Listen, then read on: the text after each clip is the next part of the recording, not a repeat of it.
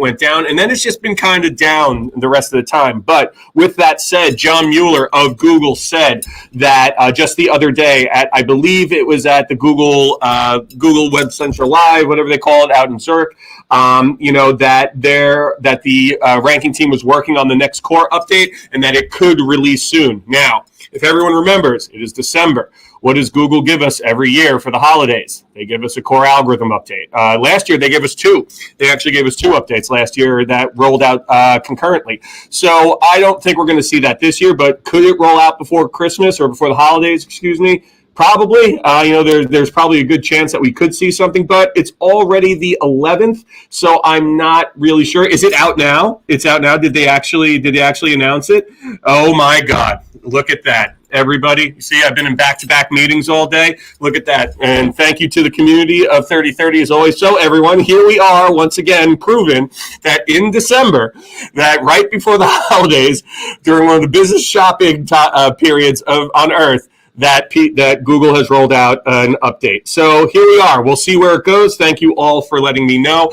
But God, every year, everyone, every single year, and everyone, I did a search engine journal webinar yesterday, and it was really funny. And I was going back and forth with a few folks. One of them is here right now, actually, and we were actually joking back and forth, like, oh yeah, like I forgot that they always do that every year. And here we are, everyone, December 11th, rolling out. There you go. So let's see where it goes. Let's see what it looks like, and next time around, we'll be talking about that. And then, last but not least, AI overviews continue to be stagnant. I am so interested now that there is a core algorithm rolling out, if that will kickstart more growth in AI overviews. Right now, it's very stagnant. Since August, we have seen very little growth and even a little contraction. And, we found that it's only showing up around 25% of searches. So we'll see what happens there. But everyone, hold on to your seats.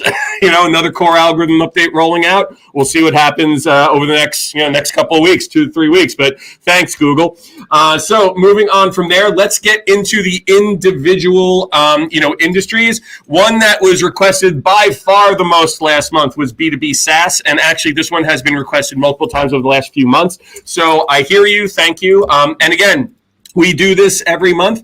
If you want me to go through an industry specifically for the live show, throw it into the chat right now. The ones that are requested the most that have not been covered over the last 4 to 5 months will be reviewed. But just throw it right in the chat, and we'll look at them next time around. So number one, HubSpot. I couldn't help myself. I had to look at HubSpot.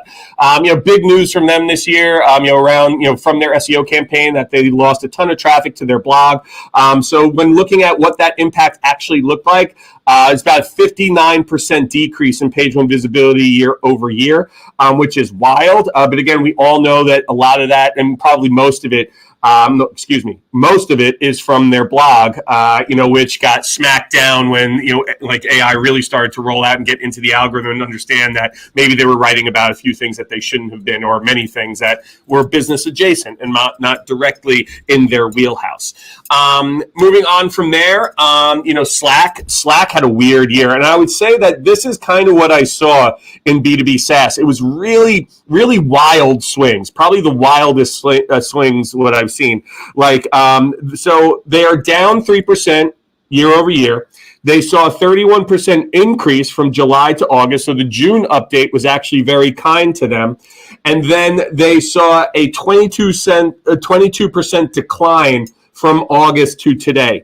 So that's really weird, right? Like that's a really weird swing. So HubSpot, the swing down. Slack, a little bit of a seesaw here. SurveyMonkey, kind of the same thing. Lots of a few ups and downs, a little back and forth, right? So what they saw is that for the year, they're up 21% in top 10 visibility. But like Slack, they saw a 9% jump during the core update, and then an 8% slide that started in October and has carried through to today. So again, we're seeing some surges in the beginning. June update was largely good. And then these types of companies seem to have been sliding from October on. So really interesting there.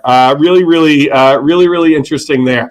And the other interesting thing about them, is that their AI overview chart is all over the place. HubSpot I probably shouldn't have put in here, but that was just more of a curiosity. I knew those were going to be less because of the blog thing, so that probably was a bad example. But Slack and SurveyMonkey are great examples of what I saw across this entire sector, which is that, again, you see that since August, growth has been very stale. Yes, it's a little bit of growth, but it's nothing like it was growing. Like the March update was a big kicker, and then the May and June, and then the June update was a huge driving point for AI overviews, and that's kind of what we, what we saw there. So that's what I'm seeing in B2B SaaS. Let's get into health systems, so healthcare systems, right? So number one, Common Spirit. Hats off to the Common Spirit team. So this site has seen a 94% increase in page one visibility, and with a 36% surge during the June core update. This is probably one of the biggest success stories that I have seen probably this year, honestly. Just with the percentage wise, which is really, really cool. And they're a good team over there, so good for them. Tenet Health, they're up 9% year over year in top 10 visibility, but again, like we started to see in October, we started to see them kind of chop down where they saw a 9% slide. So again, they were largely up, year over year, but they started to see a turn down in October, kind of like we saw in the B2B SaaS. Advent Health, interesting story. So, year over year, they're doing good. 16% increase in page one visibility, but the June core update was not kind to this site, everybody. They saw a 19% slide after the June core update, and they seem to have plateaued the last couple of months. But ultimately, the June core update was huge. And I think that you were really only seeing how, what the impact is this far out, because you can see it has been consistently down, but largely healthcare systems were up year over year. When I looked across the data, they were up year over year. But June was definitely a rocky, kind of like a rocky moment for sites like this, because a lot of them started to slide down here. Nothing crazy, but ultimately, from the highs, they definitely were down from there. So it looks like the June update was tough. Was tough there. October, so great comment here. Sounding data-wise, October was a correction to the June update. It might have been, because there was definitely if you remember, there was a lot of volatility around October, in certain sectors. But ultimately, what I'm seeing in the data is that there was something going on in October that definitely impacted sites that did well in the June update. I don't know if I would call it a correction, but I mean, it's pretty damn close, everybody. So the interesting part about these types of sites is that in AI overviews, they saw largely a decline over the last 6 months. November was down, December a little bit up for Common Spirit, but down for Tenet Health, but down for Advent Health. But if you look, from June and July, the heights like June, July, August, you can see that from August you start to see this slight tick down. In healthcare and healthcare systems, they have the highest number of AI overviews, based on our research. They have the highest percentage of it, showing up about 48% of the time, which again which is surprising to me. But ultimately, this is a perfect example of AI overviews just kind of being stagnant or down or contracting a little bit. All right, last one is retail, because it's holiday time. People are in stores. So Walmart, how are they doing? Having a tough year, down 6% year over year on page one visibility. But again, the June core update was huge, everybody. It was huge. And the interesting thing is whatever happened in October pushed this site down further, because you can actually see a little bit of a chunky decline from October to November. Because you got to remember, look at the y-axis, right? Like we're talking about millions of keywords here. So that little chunk, that's like a lot of keywords that they lost on page one. But really, since then, it was a downward, like an 11% slide from from June. So ultimately, not doing so great here. Dollar General, complete opposite story. So having a really good year, up 37% year over year. And then the June core update was really great for this site. They do a lot with content. Their site is sound technically. 24% surge after the June core update, which is super interesting. And then, for the last one is Kohl's.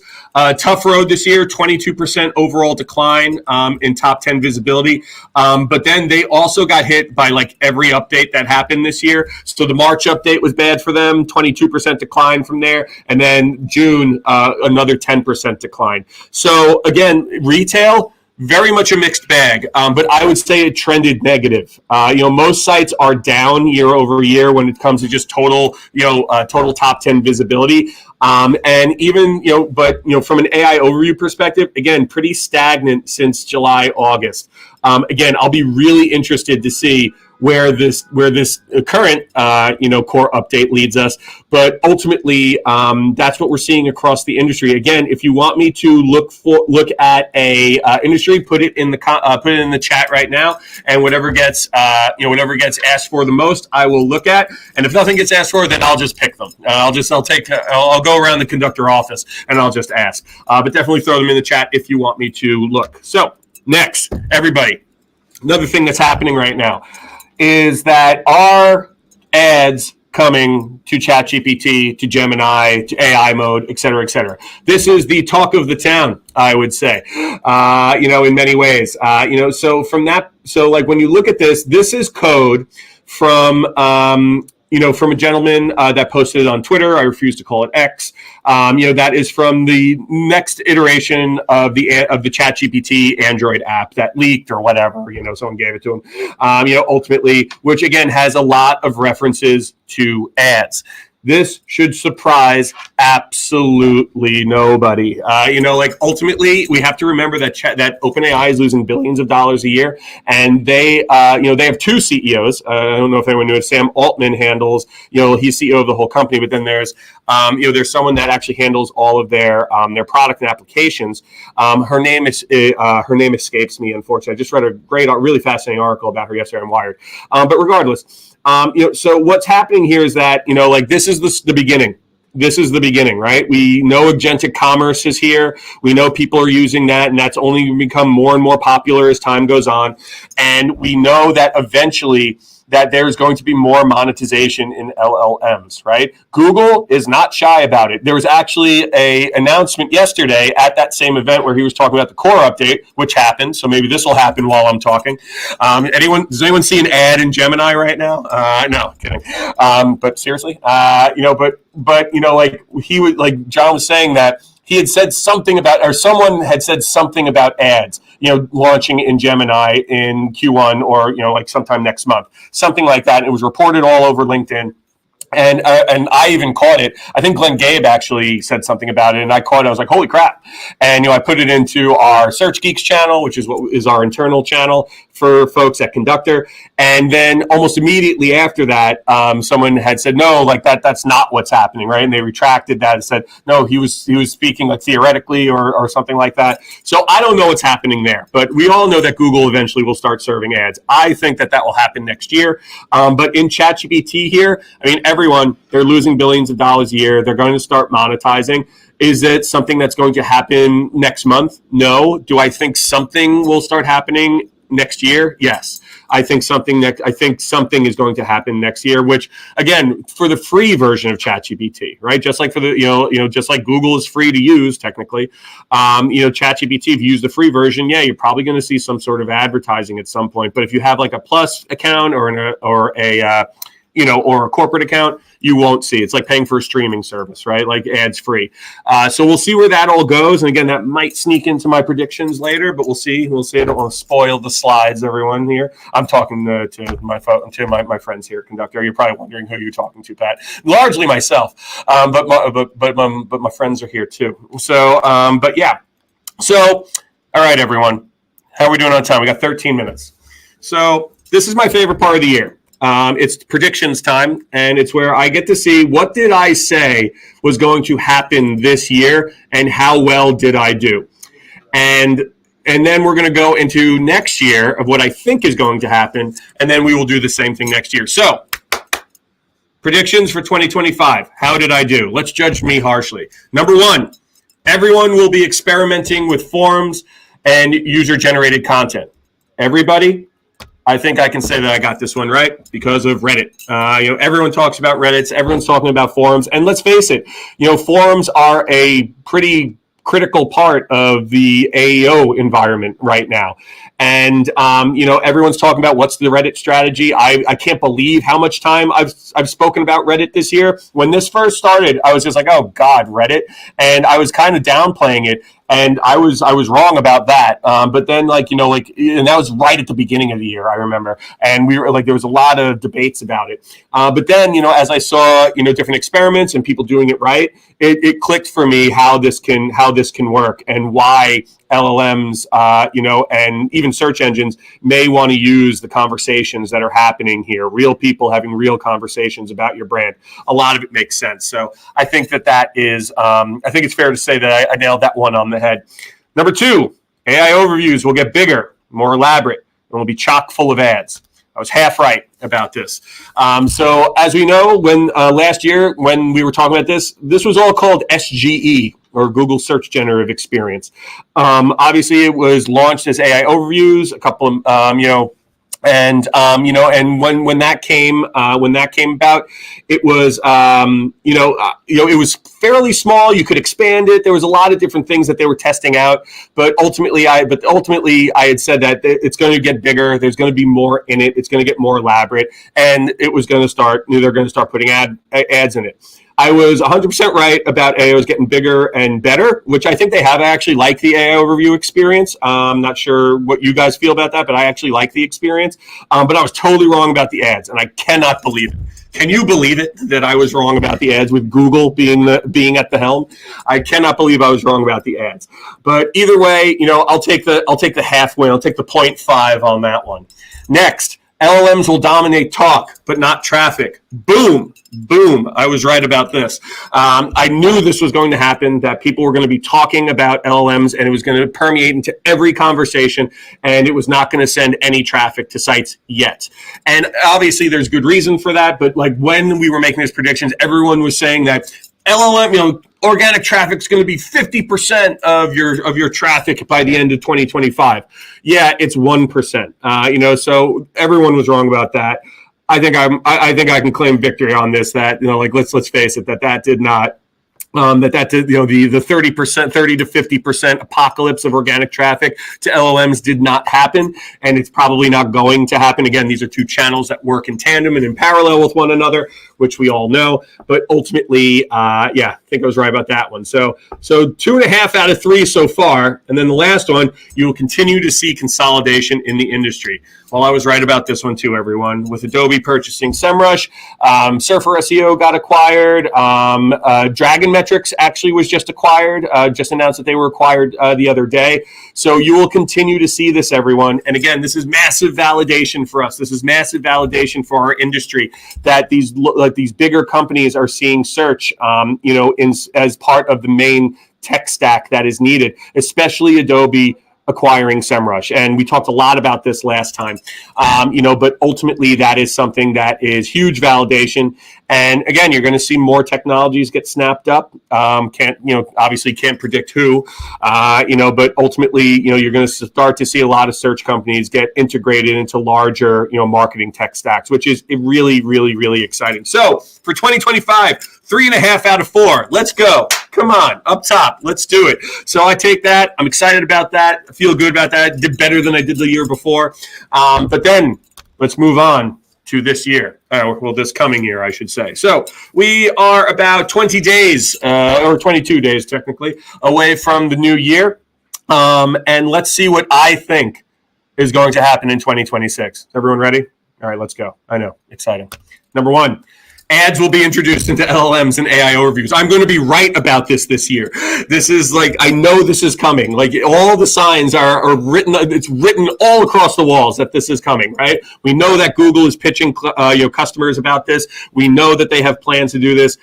OpenAI is going to do something with advertising in the free version. I cannot believe that is not going to happen. So prediction number 1, everybody, is that ads will become part of the LLM environment, and we will start to see them everywhere. Hopefully they do it in a good way, and it's not just ads everywhere, but we'll see where that happens. But if we are sitting here next year and ads are not in LLMs, I will be shocked. I will honestly just be completely shocked if that happens. So that's one. Number two, MCP servers will become more prevalent. Everyone, this time next year, everyone, like most companies, are going to have some sort of MCP, environment set up, or a model context protocol server, which obviously probably doesn't mean anything to anyone. But again, for anyone who doesn't know what this is, I've talked about it on the show before. You can think of it as like a universal adapter for agents to interact with your data, right? And these servers allow, like third-party databases to connect, and you can build agents off of it. So think of connecting Conductor to Copilot, or connecting Conductor to ChatGPT, connecting Conductor to Claude, and then you can just query the data, directly into it. We actually have our MCP server set up right now, and I actually got to mess around with it the other day. It's pretty cool. I don't know when it's going to be ready for prime time, but just the possibilities that I see in I can see in it are so cool. Just going like, hey, listen, like you have the Conductor connector, and then you just query it and you start talking to it and asking your data stuff like, hey, how did I do 2024 versus 2025, and can you build me a graph from that? You don't even have to go into the UI. So like really cool stuff like that is coming, and you're going to see every company on earth do this, especially retailers. Agentic commerce is going to run on this. They're going to have to set up these environments to connect these agents. Like ChatGPT, who is kind of pioneering agentic commerce right now, connect their data to that, connect their product feed data into those agents so that they can be queried and so they can show up in search. So this is one that I am so confident about, but you never know. It could just be one of those things like voice search, where I said that's totally going to happen, and then didn't really catch on, became more dictation, and it's not really searching. And there's no data to prove that anyone does anything but ask people to turn Spotify on and their lights on and off. Anyway, number three, traffic. This is one that I've had many debates on. Traffic from AI and LLMs will not exceed 20%. I do not see it happening. I'll be shocked if we're here next year and it's above 10%. When you just look at the glacial pace and the actual nature of how people interact with LLMs, it's not the same way that they interact with traditional search engines. And this is why I think this. I've had many debates about this with folks, and many smart folks. And again, I respect everybody's opinion in this industry. And I think, from this perspective, that we are not going to see this huge shift from traditional organic traffic into LLM referral traffic, because I think LLMs do a lot of their people do a lot of their research in LLMs, and then they go to the site directly, or they Google things and then they come back to it. So I think we will continue to see Google be the dominant force here. We will see less traffic, although a lot of data is showing organic traffic is starting to lift for a lot of brands over the last few months, but we'll keep an eye on that. But ultimately, I don't think we're going to get to, I'll be surprised if we get to double digits in 2026. And listen, if, like a lot of people are citing that, well, what about pay, when they introduce paid, but that's paid traffic. I'm not talking about paid traffic. I'm talking about referral, like organic referral traffic. Someone clicking on a citation in ChatGPT or in Perplexity and coming to your site. That's the traffic I'm talking about. So I think there's a lot of debates out there that have a lot of holes in them, but hey man, what are you going to do, right? And then last but not least, a little bit more of a tactical one, but I believe that LLMs.txts will become an adopted web standard, much like robots.txt files, and we will all be using them on our sites. So this is something that, listen, I mean, you're starting to see a lot of big companies put these on their sites. We have them on our sites. Not that we're a huge company, but you're seeing like Google starting to test it out. You see, Salesforce has it on their site that we found. A lot of big companies are starting to do this, and a lot of development companies, and AI companies, are starting to put them on their sites. And this is just going to become one of those 101 type things that you always do. And I think that, from that perspective, to answer the question here, .md files or LLMs.txt, I think it's going to be the LLMs.txt. I think that's what's going to become adopted, but we'll see. They both might work. They both might be fine. To work, but there's just they don't do anything yet. That's the whole thing. Like no one knows what the benefit of them is, because there is no benefit, because again, they're basically just like a sitemap of your site. It's more context on what pages are important on your site and why. They're much more elaborate than robots.txt files. But ultimately, we're going to have to see, like, when this does become adopted and you actually put these on your site, what does it exactly do and how does it help you? I know the theory of it, which is it helps LLMs understand the important pages on your site. It's more metadata for them to process, et cetera, et cetera. And how do you implement this per page? It's on the domain level right now. Most of them are on the domain level, and you can think of it like kind of like a sitemap. But my understanding is that you tell within that file, you tell the LLM what is, so it would be on the server on the domain level, much like the robots.txt, right? So, and they would access it, and it would have all the important pages on your site, much like a sitemap, would be. But there's context to all the pages. Like there's a lot of information about all the pages. They're fairly easy to generate if you know what you're doing. But a lot of like CMSs like WordPress, you can generate one, but they're pretty easy to generate. But they're one file on the domain level of the site. That's my understanding of it, of the best way to work.